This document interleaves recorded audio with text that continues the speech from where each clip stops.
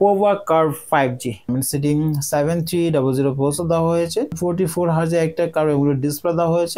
আসসালামু আলাইকুম beautiful people, আমি ইমরান আর আপনারা দেখছেন ওয়ার্ল্ড অফ টেক লাভার্স। আবার চলে আসলাম টেকনো স্মার্টফোন ব্র্যান্ডের নতুন আইটি ডিভাইস নিয়ে, আর সেটা হচ্ছে প্রো সিরিজের তৃতীয় ব্যক্তি, আর সেটা হচ্ছে পোভা কার্ভ 5G, যেটা অলরেডি আমার হাতে দেখতে পাচ্ছেন। ফোনটি খুব চমৎকার ডিজাইনের একটা ফোন করেছে পোভা কার্ভ 5G ফোন। 2025 সালে সে টেকনো তাদের প্রোডাক্ট লাইন আপে প্রোডাক্টগুলো খুব চমৎকার করেছে, এবং পাশাপাশি প্রসেসর বলেন, ব্যাটারি বলেন, অলমোস্ট ক্যামেরা দিক দিয়ে কিন্তু ভালো কিছু ইমপ্রুভমেন্ট দেখতে পেয়েছি আমরা। সো এই দিক বিবেচনা করলে টেকনো কিন্তু অনেকটা আগে গেছে বর্তমানে। সো ফাইনালি এই মুহূর্তে দেখতে পাচ্ছেন পোভা কার্ভ ফোনটি আমার হাতে আছে। সো এই ফোনটা এখন আনবক্স করব, পাশাপাশি ফোনে বক্স কন্টেন্ট সবই দেখবো আমরা।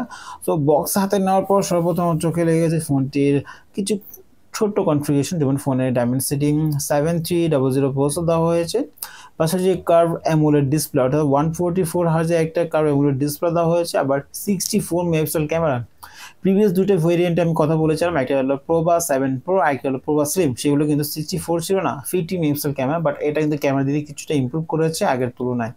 আর এটা কিন্তু আপনার 8GB আর 256GB ফোন নামে ভেরিয়েন্ট আমার কাছে চলে এসেছে। তো এটাতে কিন্তু টিভি সার্টিফাই দেওয়া হচ্ছে আগের ফোনগুলোর মতো। আর এটা ব্যাটারি এম্পের কিছুটা কমে এসেছে প্রোভা 7 প্রো থেকে। আগে ছিল 6000 এম্পের ব্যাটারি, এবার 5500 এম্পের ব্যাটারি পাচ্ছেন উইথ 45 ওয়াট ফ্ল্যাশ চার্জ। এবারও কিন্তু ফোনটাতে কোনো ওয়াটার প্রুফ সার্টিফাই দেওয়া হয়নি, IP6869 দেওয়া হয়নি, IP64 dust and water resistant, টুকিটাকি পানি ছিটা ফোটা ধুলাবালি থেকে ফোনটাকে সুরক্ষিত রাখবে।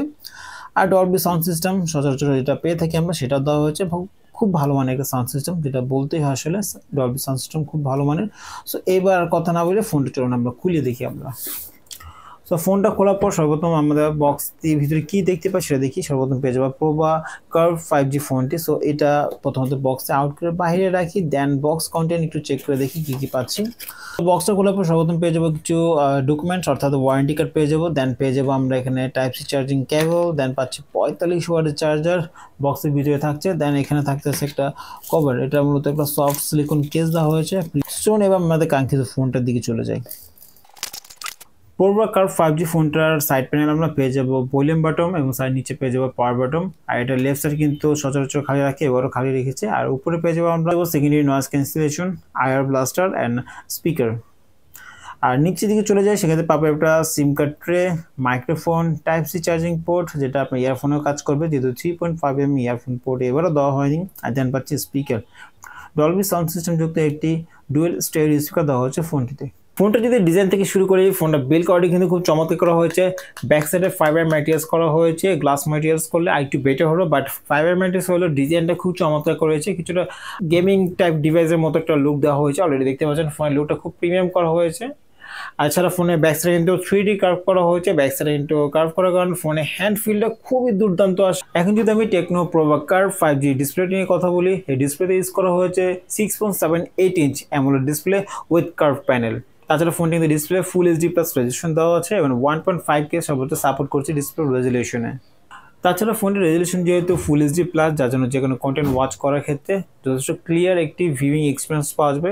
কোনো প্রকার ডিটেলসে ঘাটতি পাওয়া যায়নি ফোনটি ভিডিও কন্টেন্ট ওয়াচ করার সময়। আমি যখন ফোনটি দিয়ে কোনো ভিডিও প্লে করেছিলাম, ডিটেলসে কোনো ঘাটতি পাইনি, এবং কালারগুলো খুবই ভিভিড লাগছিল। তাছাড়া ফোনটি দিয়ে কোনো কন্টেন্ট ওয়াচ করার সময় একটা জিনিস খেয়াল করবে, যেটা হলো ফোনের চিন এরিয়া। ফোনের প্রত্যেকটা বেজেল এরিয়া কিন্তু অনেক ন্যারো করা হয়েছে, যার জন্য ভিউইং এক্সপিরিয়েন্সটা অনেক বেশি ভালো লাগবে। এখন যদি আমরা পোভা কার্ভ ফোনটির ক্যামেরা নিয়ে কথা বলি, ফ্রন্টে পেয়ে যাচ্ছে আমরা 13 megapixel selfie shooter. So front camera কিন্তু কিছুটা ঘাটতি পাবো। আর প্রিভিয়াস যে মডেল দুটি ছিল স্লিম এবং 7 প্রো 5G, প্রত্যেকটা ক্যামেরা কিন্তু 13 মেগাপিক্সেল ছিল। সো ক্যামেরার ক্ষেত্রে ফ্রন্টের দিক দিয়ে কিছুটা ঘাটতি রয়ে যাবে, বাট এখানে কিন্তু এই প্রাইসে অন্যান্য ব্র্যান্ড কিন্তু 33,000 দিচ্ছে আপনার 32 মেগাপিক্সেল ক্যামেরা। তো সেদিক থেকে এই ক্যামেরা অনেক পিছিয়ে থাকবে। আর ফোনটির পেছনে ক্যামেরা কিন্তু আগের থেকে বেটার করেছে, অর্থাৎ 64 মেগাপিক্সেল ক্যামেরা পেছনে দেওয়া হয়েছে। সো এই ক্যামেরা দিয়ে আপনি ভালো মানে কিছু ছবি ক্যাপচার করতে পারবেন। অলরেডি কিছু ছবি ক্যাপচার করে দেখাচ্ছি। সো দেখেন ছবিগুলো কতটা ক্লিয়ার উঠেছে, কত ডিটেল ছিল, কতটা ডাইনামিক রেঞ্জ ভালো রেজাল্ট ছিল দেখতে পাচ্ছেন অলরেডি। বাট প্রাইস বিবেচনা করলে এই ক্যামেরা কোয়ালিটি গুড এনাফ বলতে পারেন, বাট আরেকটু বেটার রেজাল্ট দিতে পারতো কোম্পানি এই ক্যামেরার ক্ষেত্রে। এছাড়াও কিন্তু এই ফোনটির ফ্রন্ট ক্যামেরা এবং রেয়ার ক্যামেরা দিয়ে কিন্তু আপনি 4K ভিডিও করতে পারবেন উইথ 30 fps। এছাড়াও 60 fps থেকে 1080 ভিডিও করতে পারবেন।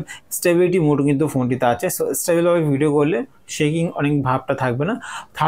30 fps 4K যে ভিডিওটা সেটা একটু শেক মনে হলো, ডিটেলসটা অনেক বেটার পাবেন 4K ভিডিওর ক্ষেত্রে। এখন যদি ফোনটির পারফরমেন্স নিয়ে কথা বলি, ফোনটিতে CPU হিসেবে দেওয়া হচ্ছে Dimensity 7300 আলটিমেট, যে কিন্তু গেমিং পারফরমেন্স মোটামুটি ভালোই পাবেন। যারা মূলত free fire, call of duty কিন্তু আপনি PUBG লাভার, তারা মোটামুটি হাই সিনিকে গেম খেলতে পারবেন কোনো প্রকার ল্যাগ ছাড়া। বাট একটু হিট হতে পারে, সেই হিটে আসলে কিছুটা ল্যাগও দেখা দিতে পারে, বাট ওভার হিট হবে না ফোনটা দিয়ে আশা করি। তাছাড়া একটু অফিসিয়াল কাজের ক্ষেত্রে একটু হেভি অ্যাপ ইউজ করবেন, সেক্ষেত্রে সেরকম লোডও নিতে পারবে, যেহেতু এই ফোনের পারফরমেন্স কিন্তু অনেকটা খারাপ না, অনেক ভালো মানের একটা পারফরমেন্স প্রোভাইড করবে এই সিপিইউটি আপনাকে। এই ফোনটি আপনি 8GB র্যাম এবং 256GB ফোন মেমোরি পেয়ে যাবেন। এই ফোনটিতে ব্যাটারি হিসেবে ইউজ করা হচ্ছে 500 mAh battery with 45 watts fast charge. But এর আগের যে ভেরিয়েন্ট ছিল Pro 7 Pro 5G ফোনটা, ওটাতে কিন্তু ছিল 6000 mAh ব্যাটারি, যেটা একটি ব্যাকআপ কিন্তু এর চেয়ে বেটার ছিল। বাট এটা কিন্তু ব্যাকআপটা কিছুটা কম পেলেও মোটামুটি মানা যায়, অনেকটা খারাপ ব্যাকআপ দেবে এমনটা না, স্ট্যান্ডার্ড ব্যাকআপ পেয়ে যাবেন ফোনটির ব্যাটারি থেকে। সবচেয়ে মজা লেগেছিল ফোনটি কন্টিনিউ ওয়াচ করার সময় এই ফোনটির সাউন্ড কোয়ালিটি, কারণ ফোনটিতে ইউজ করা হয়েছে ডলবি অ্যাটমস সাউন্ড সিস্টেম, যার জন্য সাউন্ড কোয়ালিটি খুব চমৎকার ছিল এবং স্টেডিও সাউন্ড প্রোভাইড করছিল। সাউন্ড কোয়ালিটি খুব চমৎকার ছিল, দুদিক দিকে সাউন্ডটা অ্যাকুরেটভাবে সাউন্ড আউটপুট আসছিল। তো এই ছিল মধ্যে প্রোভাকার 5G ফোনটির আজকের আয়োজন। কেমন লেগেছে ফোনটি সেটা অবশ্যই ভিডিও কমেন্টে জানাতে ভুলবেন না। আপনি কি নিচ্ছেন ফোনটা? জানাবেন অবশ্যই ভিডিও কমেন্টে।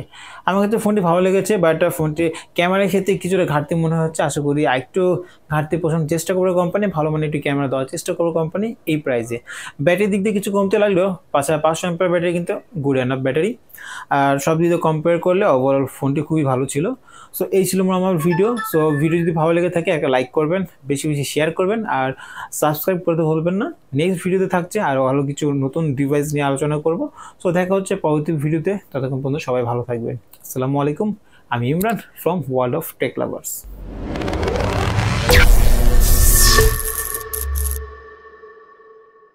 World of Tech Lovers.